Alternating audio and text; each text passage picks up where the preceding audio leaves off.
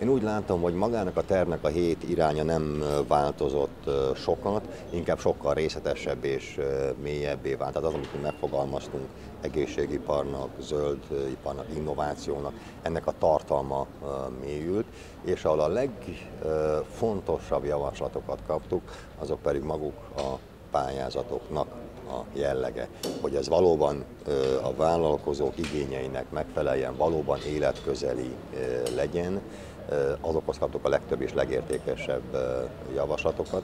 Én úgy gondolom, hogy magának a konzultációnak ez a legfontosabb eredménye.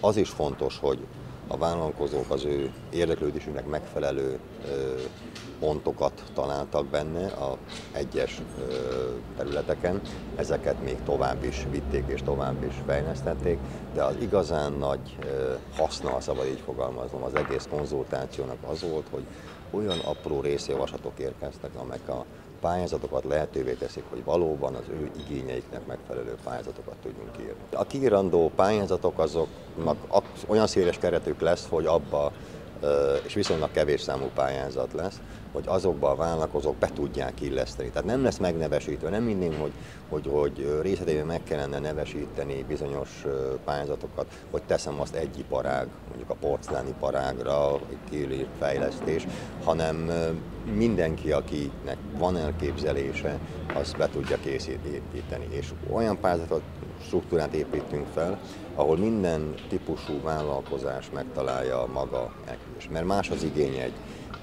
egy-két fős kis vállalkozásnak, mikrovállalkozásnak, más az igénye a kezdeti lépéseken már túlesett vállalkozásnak, és megint más az igénye egy növekedésre képes vállalkozásnak. Ugye azt szokták mondani, és más a támogatás igénye, más a forrás igénye, tehát másfajta módon és eszközökkel kell támogatni. És azt szokták mondani, hogy a klasszikus mondás Magyarországon is elterjedt, a kicsi az szép, és a kicsi az jó. Én azt szoktam mondani, hogy valóban a kicsi az szép, és a kicsi az jó, de nagyján nőni az még jobb. És azt szeretnénk, hogy olyan támogatási formák is legyenek, ahol a kis és középvállalkozások megerősödhetnek, nagyján nőni.